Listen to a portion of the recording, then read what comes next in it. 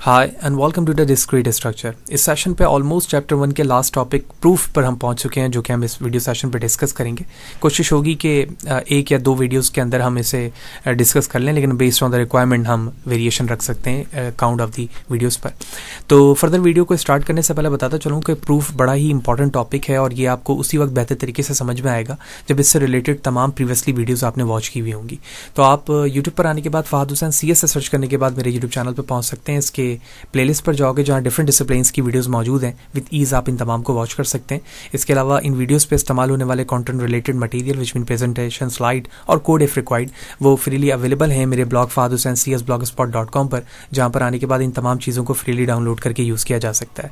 तो अगर चैनल पर नए हो, चैनल को सब्सक्राइब नहीं किया तो चैनल को जरूर सब्सक्राइब करें ताकि अपकमिंग वीडियोज़ के हवाले से आपको बर वक्त जानकारी मिलती रहे और इसी तरह की नई चीज़ें हम आसानी के साथ सीख सकें। साथ ही साथ आप मेरे ब्लॉग पर भी मुझे फॉलो कर सकते हैं ताकि जब भी कोड अपलोड किया जाए आपको इन्फॉर्मेशन मिलती रहे। तो रोइजन की बुक को हम फॉलो कर रहे हैं। टॉपिक 1.7 इंट्रोडक्शन टू प्रूफ पर हम मौजूद हैं और सबसे पहले हम जानेंगे कि प्रूफ की बेसिक डेफिनेशन क्या है और किस किस तरह के प्रूफ्स को इस चैप्टर में डिस्कस किया गया है। So the basic definition is that a proof is a valid argument that establishes the truth of the mathematical statement. तो इस चीज़ को समझने के लिए मैंने यहाँ पर उर्दू ट्रांसलेशन भी उसकी लिखी है ताकि आपको प्रूफ की बेसिक डेफिनेशन का पता हो कि सबूत एक दलील, दुरुस्त दलील है जो रियाजी के बयान की सच्चाई को कायम करती है। इसका मतलब ये हुआ कि जब हम एक प्रूफ की बात करते हैं तो वो एक वैलिड आर्गुमेंट होता है, ठीक है, और उस वैलिड आर्गुमेंट का जो बेस होता है वो उसके मैथमेटिकल स्टेटमेंट पर बेस करता है। यही चीज प्रूफ कहलाती है।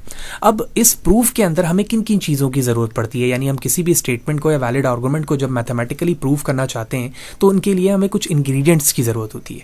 सबसे पहला इंग्रेडिएंट हमारे पास है हाइपोथेसिस ऑफ द थ्योरम, यानी जो आपका रिसर्च एरिया है या रिसर्च आइडिया है जिसको हम हाइपोथेसिस कह रहे हैं या स्टेटमेंट कह रहे हैं, उसका थ्योरम प्रूव होना चाहिए, वो आपके पास मौजूद हो। Axiom assume to be true. Axiom का मतलब ये होता है कि वो बेसिक स्टेटमेंट जो कि मैथमेटिकली सिचुएशन पे अज्यूम की गई हो उसे एग्जाइम्स कह रहे होते हैं। थर्ड में प्रीवियसली प्रूवन थ्योरम्स आपके पास होने चाहिए और इसी तरह रूल ऑफ इन्फ्रेंस। इन चारों इंग्रेडिएंट्स के जरिए से आप किसी वैलिड आर्गुमेंट को मैथमेटिकली प्रूव कर रहे होते हैं। तो हम क्या हासिल करते हैं at last? You get the truth of the statement being proved, which mean किसी बयान की सच्चाई जहां पर साबित हो रही होती है वही चीज एट लास्ट हम क्या करते हैं? गेट करते हैं। तो ये बेसिक डेफिनेशन प्रूफ की हो गई। अब प्रूफ में कि यूजेज क्या क्या हो सकते हैं, यानी अफादियत उसकी क्या है, कहाँ कहाँ पर हम उसे इस्तेमाल होता हुआ देख रहे हैं कंप्यूटर साइंस में। The first thing is verifying the computer program are correct और नॉट। तो जब हम कंप्यूटर प्रोग्राम बना रहे हैं तो मैथमेटिकली जब तक वो चीज़ प्रूव नहीं होगी हम उस वक्त तक अपने प्रोग्राम को वैलिड या इनवैलिड नहीं कह सकते, तो वहाँ पर हम प्रूफ को यूज़ कर रहे होंगे। Establishing the operating system are secure, यानी ऑपरेटिंग सिस्टम को हम सिक्योर करने के लिए इसको इस्तेमाल कर रहे हैं। Making inferences in artificial intelligence. Artificial intelligence के अंदर जो इन्फ्रेंसेस है या अंदाज़ा लगाने का जो सिस्टम है वो हम उसके लिए प्रूफ को इस्तेमाल कर रहे होते हैं। Showing the system specification are consistent. तो जो कंप्यूटर सिस्टम के अंदर स्पेसिफिकेशन मौजूद है वो कंसिस्टेंट है या फिर नहीं है। और अगर बेस्ड ऑन द मैथमेटिक्स बात की जाए तो फॉर्मलिज्म के लिए इसे इस्तेमाल किया जा रहा है। Providing specification in a common language and justification for the result, इनके लिए इन प्रूफ्स को इस्तेमाल किया जा रहा होता है। तो प्रूफ की अगर बेसिक डेफिनेशन के बाद हम देखें कि किस बेसिक ब्रांच में या बेसिक पार्ट में वो चीज़ डिवाइड हो रही है तो वो है कंडीशनल स्टेटमेंट पे, ठीक है। कंडीशनल स्टेटमेंट यानी इम्प्लीकेशंस पर प्रूफ को हम यहाँ पर देख रहे होंगे। तो सबसे पहले है प्रूविंग कंडीशनल स्टेटमेंट और सेकंड है प्रूविंग नॉन कंडीशनल स्टेटमेंट।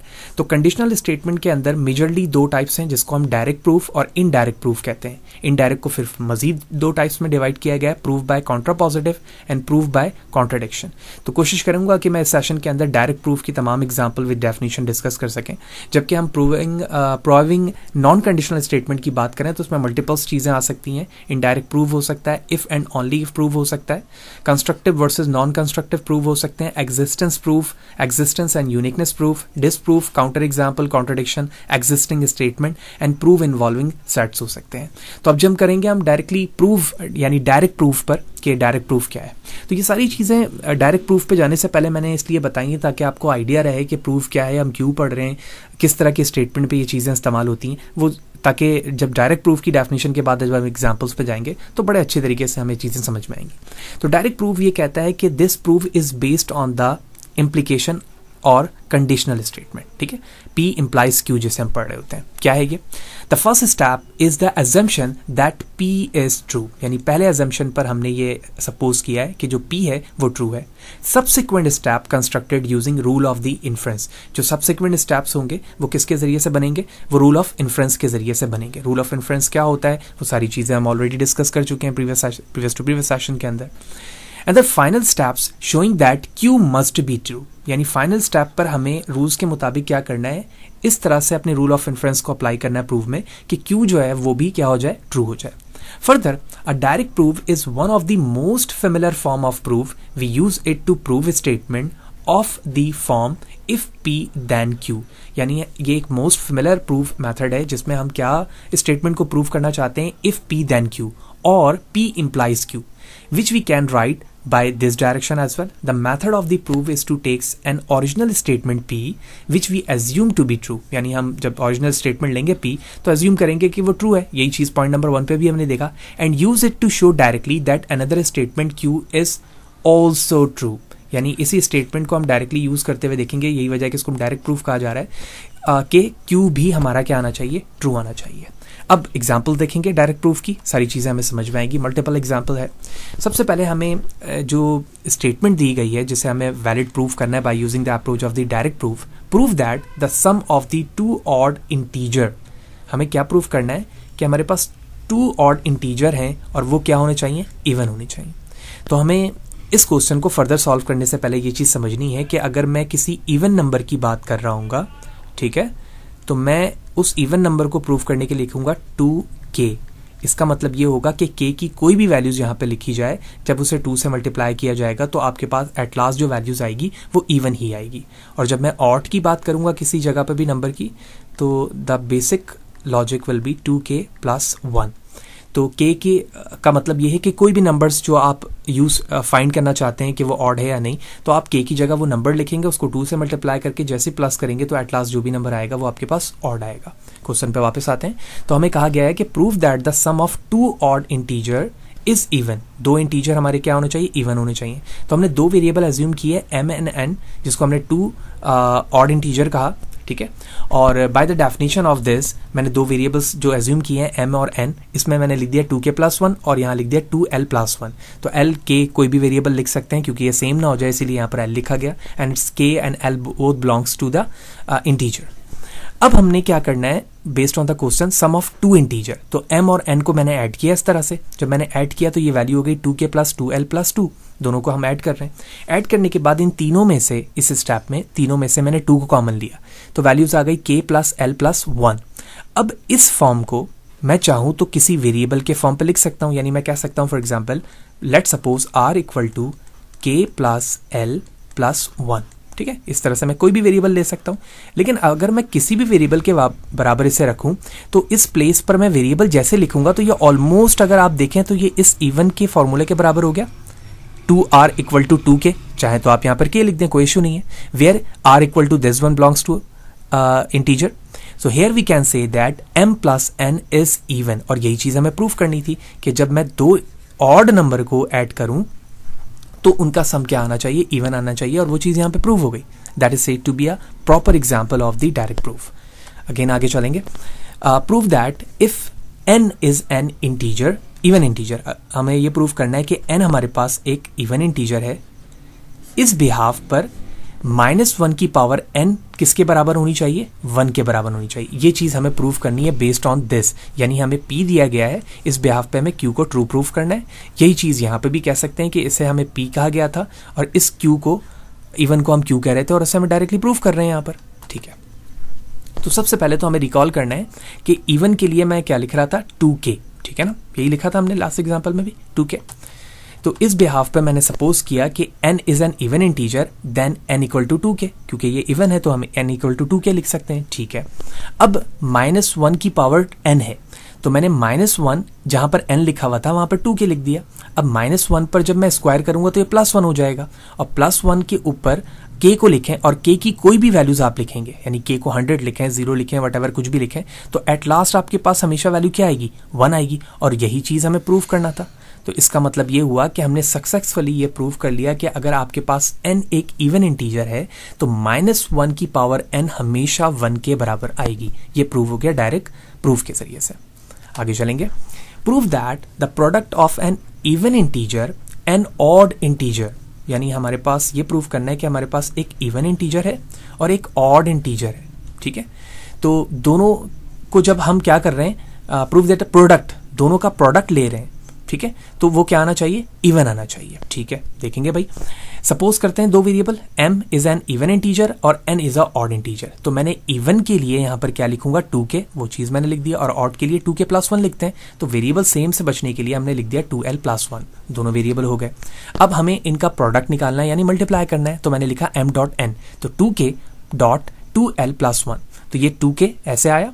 अगर आप थोड़ा सा डायरेक्ट चलो तो मैं इस k को इसके साथ लिखकर मल्टीप्लाई करके रख सकता हूं। ठीक है, अगर मैं इसको डायरेक्टली सॉल्व करूं तो ये कुछ यूं हो जाएगा।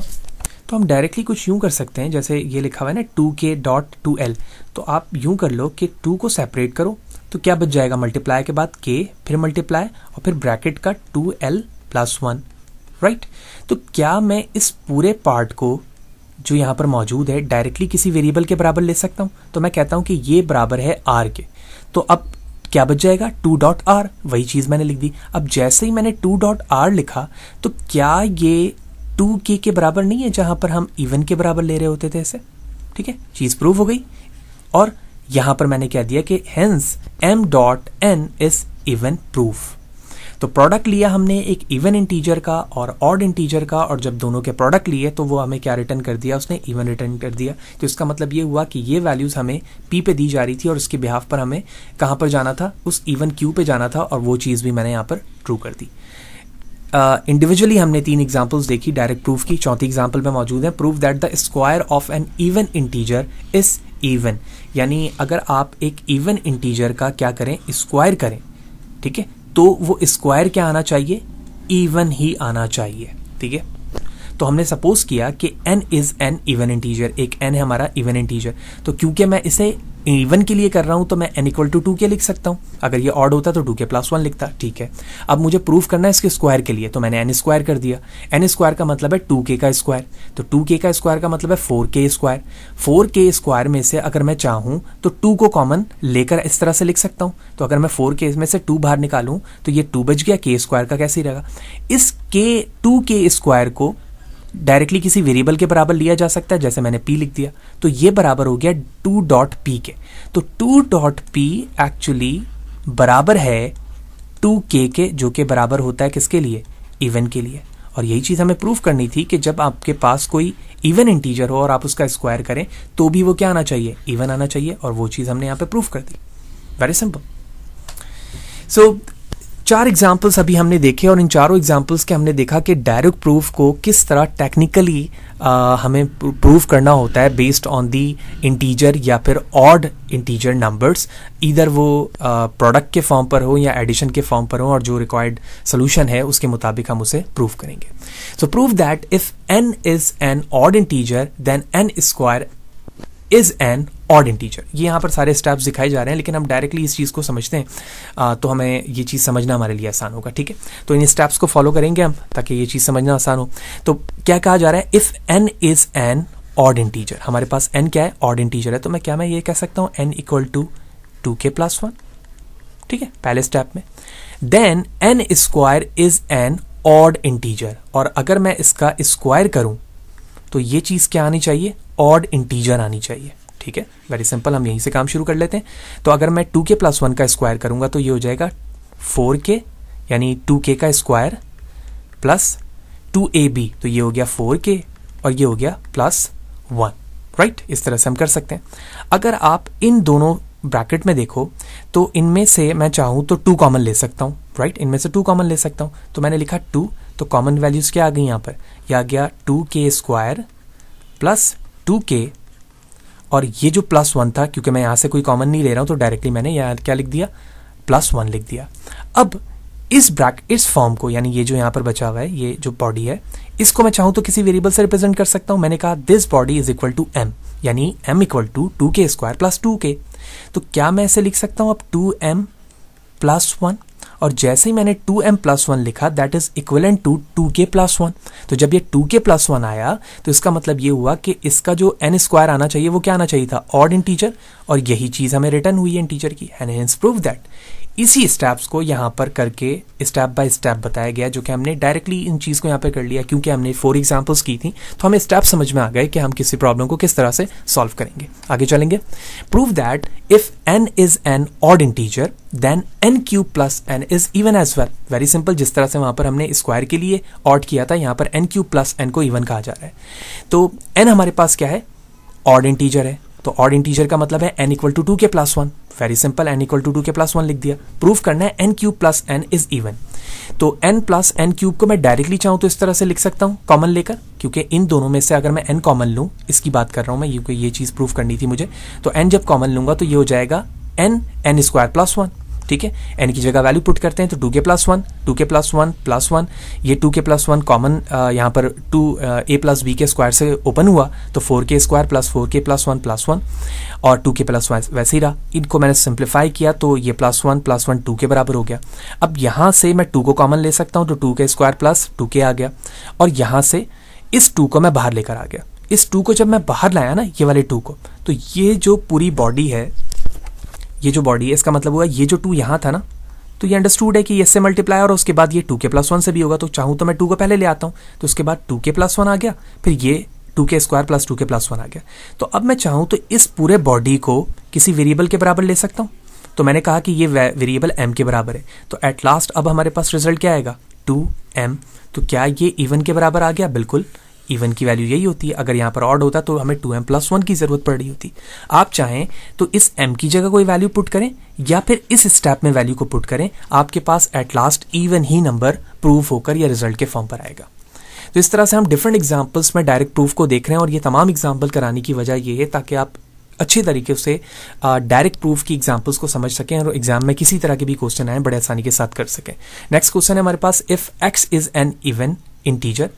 x हमारे पास एक इवन इंटीजर है, इसका मतलब है x इक्वल टू 2 के मैं डायरेक्ट लिख सकता हूं, और हमें प्रूफ करना है x² minus 6x plus 1। Very simple, इस x की जगह पर हम वैल्यूज को पुट करेंगे और एट लास्ट वो क्या आना चाहिए, ऑड आना चाहिए। अगर मैं थोड़ा सा डायरेक्ट यहां पर करूं तो ये हो गया 2k का स्क्वायर ओवरऑल माइनस 6 ऐसे ही रहा, इसके साथ मैं 2k लिख दूंगा, फिर प्लस 5 आ जाएगा। इसको हम सिंप्लीफाई करेंगे, यहाँ पर सारे स्टेप्स करके दिखाए जा रहे हैं, और एट लास्ट जो हमारे पास रिजल्ट आ रहा है वो ऑड ही आएगा। ठीक है, और उसी चीज़ को यहाँ पर प्रूफ करके भी दिखाया जा रहा है। ठीक है, यही चीज़ आ रही है।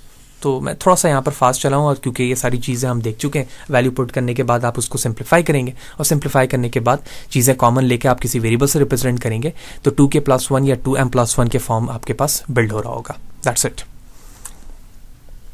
Next one, prove that if the sum of any two integer is even, then so is there difference। ठीक है, ये क्वेश्चन हमें समझना है कि if the sum of any two integer, यानी हमने 2 इंटीजर को सम किया और वो सम होने के बाद क्या आया, इवन आया, then so is there difference, यानी उसका डिफरेंस किसके बराबर आएगा। ठीक है, तो सपोज किया मैंने n जो है वो इंटीजर है, m+1 क्या आना चाहिए, इवन आना चाहिए, ये चीज़ क्वेश्चन में बताया गया है। So then by the definition हमें ये प्रूव करना है, तो m+n इक्वल टू 2k। ठीक है, क्योंकि ये प्रूव हो चुका है कि ये इवन है, क्योंकि क्वेश्चन में बताया गया है यहाँ पर। अब हमें डिफरेंस के लिए ये काम करना है, तो मैंने m को सेपरेट किया, और m को जब सेपरेट किया तो ये आ गया 2k माइनस 1, इसको मैंने इक्वेशन 1 कह दिया। अब m-n equal to 2k n minus n, ये इसको मैं किस में पुट कर रहा हूँ, इस m की वैल्यू को इक्वेशन 1 में पुट कर रहा हूँ। ठीक है, यानी m की वैल्यूज को मैंने इस जगह पर पुट कर दिया। जैसे मैंने इक्वेशन 1 में पुट किया तो वैल्यू आ गई 2k माइनस 2n, और इस 2k माइनस 2n से मैंने 2 कॉमन लिया, ये वैल्यूज आई, इसको मैं किसी वेरिएबल के बराबर ले रहा हूँ r, तो एट लास्ट उसका जो डिफरेंस आया वो भी क्या आ गया, इवन ही आ गया। ओके, आगे चलेंगे नेक्स्ट एग्जांपल में। नेक्स्ट एग्जांपल है हमारे पास, prove that the sum of any 2 rational number is rational. ठीक है, हमें ये प्रूव करना है कि अगर सम किया जाए दो रैशनल नंबर को, रैशनल नंबर का मतलब है कि जो डिवीजन में लिखे जाते हैं, यानी 1 डिवाइड बाई 2, 3 डिवाइड बाई 5, इस तरह के नंबर्स को हम रैशनल नंबर कहते हैं। और जब इनका सम किया जाए तो भी वो क्या आना चाहिए, एक रैशनल नंबर ही आना चाहिए। तो सपोज करते हैं आर एंड एस हमारे पास दो रैशनल नंबर हैं, तो रैशनल नंबर दिखाने के लिए डिवाइड के साथ में वेरिएबल लिख सकता हूं, जैसे मैंने लिखा R equal to A upon B and S equal to C upon D. ठीक है, कोई भी वेरिएबल्स आप लिख सकते हैं। अब हमें सबसे पहले ये प्रूव करना है कि इन दोनों का सम रैशनल नंबर आना चाहिए। ठीक है, जब मैं सम करूं तो एट लास्ट रैशनल नंबर ही प्रोड्यूस हो। तो मैंने लिखा R plus S, R plus S का मतलब है A upon B plus C upon D. ठीक है, ये यहां पर लिख दिया, एलसीएम लिया गया, इसकी वैल्यूज आई। अब जब ये वैल्यूज आई तो मैं इस पार्ट को किसी वेरिएबल से रिप्रेजेंट कर सकता हूं, A D plus B C, और उसके बाद बी डी को किसी वेरिएबल से। तो मैंने कहा ये वेरिएबल पी के बराबर है और ये क्यू के, आप कोई भी वेरिएबल ले सकते हो। अब ये एलसीएम लेने के बाद वैल्यूज आई हैं, तो इसका मतलब ये हुआ कि जब मैंने पी अपॉन क्यू लिखा है यहाँ पर, तो ये सम होने के बाद किस वैल्यू को रिप्रेजेंट कर रहा है, ये भी एक रैशनल नंबर को कर रहा है, जैसे हमारे पास इनपुट वैल्यूज थी, और यही चीज हमें प्रूफ करनी थी। तो hence we can say that R plus S is a rational number. Very simple. Next one, given any two distant rational number, यानी दो आपके पास यूनिक रैशनल नंबर हैं R and S with R is less than S, तो हमें prove करना है, prove that there is R rational number X. तो एक रैशनल नंबर एक्स है हमारे पास, जो कि एक्स जो है वो ग्रेटर देन होगा आर से और लेस देन होगा एस से। ये चीज हमें प्रूव करनी है। ठीक है, तो दो डिस्टेंस हमारे पास यानी यूनिक रैशनल नंबर हैं, जिसे मैंने आर और एस से रिप्रेजेंट किया बेस्ड ऑन दिस कंडीशन जो क्वेश्चन में लिखा हुआ है, R is less than S. इसे मैंने इक्वेशन 1 कह दिया। अब हमें इक्वेशन 1 में एडिंग आर बोथ साइड कर रहा हूं, तो आर इस साइड भी ऐड हो गया और इस साइड भी ऐड हो गया, तो मैं कह सकता हूं आर प्लस आर, जूम करके दिखा रहा हूं, R plus R less than R plus S, क्योंकि दोनों साइड मैंने ऐड किया, तो ये दोनों ऐड हो गए, 2r हो गए और r प्लस एस ही रहा। अब यहां से मैं r को सेपरेट कर रहा हूं, तो r को सेपरेट किया तो ये एक्सप्रेशन बन गई हमारे पास, r is less then r plus S divide by 2, और इससे मैंने कह दिया इट्स अ इक्वेशन 2। दो इक्वेशन बन गई। Now next adding s to both side from the equation 1, यानी इसी इक्वेशन में जिस तरह मैंने r ऐड किया था, अब मैं s ऐड कर रहा हूं। जब मैंने s ऐड किया तो s के लिए एक इक्वेशन बना ली जैसे r के लिए बनी थी, और इसे मैंने क्या कर दिया, इक्वेशन 3 कह दिया। अब अगर आप बगौर देखो तो इक्वेशन 2 और इक्वेशन 3 को अगर मैं कंपेयर करूं तो ये दोनों पार्ट जो है, यानी इसका ये वाला पार्ट और इसका ये वाला पार्ट, दोनों सेम है। ठीक है, कंपैरिजन के बिहाफ पर मुझे r और s यहां से मिल जाएगा। देखो मैंने कंपैरिजन किया 2 और 3 के दरमियान, तो मुझे ये वैल्यूज मिली।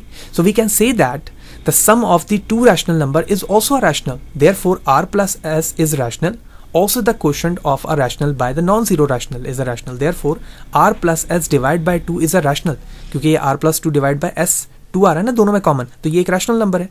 ठीक है, और यही चीज हमें प्रूफ करनी थी। So it's lies between r and s, hence we have found a rational number such that based on this condition hence proved। ये चीज यहाँ पर प्रूव हो रही है, जो यही चीज हमें क्वेश्चन में बताई गई थी। ठीक है, and the last example of this session prove that the sum of any 3 consecutive integer, यानी 3 consecutive integer लिया, consecutive का मतलब है एक के बाद दीगर, 1 2 3 इस तरह से जो उसके बाद और होते हैं, 3 consecutive integer लिया और जब उसको सम किया consecutive integer को, तो वो divisible by क्या होना चाहिए, 3, यानी 3 से वो डिवाइड हो जाना चाहिए। ठीक है, कंसेक्यूटिव का मतलब ये 1 2 3, अगर मैं n को 1 कहता हूं तो 2 लाने के लिए मुझे n पर 1 ऐड करना होगा। इसी तरह से अगर मैं n के बाद तीसरे नंबर पे जाना चाह रहा हूं तो n पर 2 ऐड करूंगा तो मैं तीसरे नंबर पे जाऊंगा। तो कंसेक्यूटिव के लिए मैंने फर्स्ट को n प्लस 1 सेकंड और n प्लस 2 के लिए थर्ड, 3 कंसेक्यूटिव इंटीजर के लिए लिए भी देयर आर कंसेक्यूटिव इंटीजर, आप कोई भी वैल्यूज ले सकते हैं लेकिन वो कंसेक्यूटिव होना चाहिए।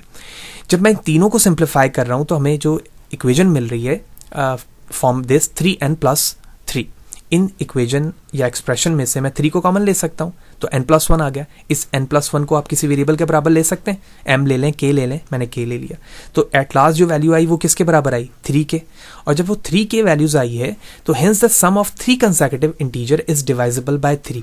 इसका मतलब ये हुआ कि यहाँ पर एक जो नंबर प्लॉट हो रहा है वो उस फॉर्म पर प्लॉट होगा where k equal to n plus 1। ठीक है, n प्लस 1 है, तो n प्लस 1 का मतलब क्या हुआ कि ये है 3k प्लस 1, यानी एक ऑड नंबर बना रहा है, और जब ये ऑड नंबर बना रहा है तो यकीनी तौर पे ये 3 से डिवाइड हो पाएगा, और यही चीज हमें प्रूफ करनी थी।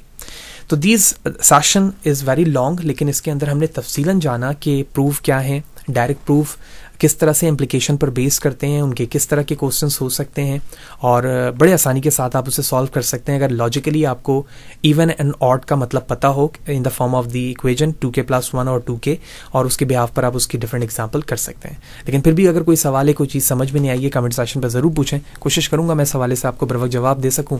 वीडियो चली अच्छी लगी हो तो लाइक करें, ज़्यादा लोगों को शेयर करें। नेक्स्ट सेशन पर हम सेकंड प्रूफ की तरफ जाएंगे, तो इसी तरह से जुड़े रहें, ज़्यादा लोगों को शेयर करें और चैनल को ज़रूर सब्सक्राइब करें ताकि इसी तरह की नई चीज़ें हम आसानी के साथ सीख सकें। नेक्स्ट सेशन पर मुलाकात होगी। सी यू देयर।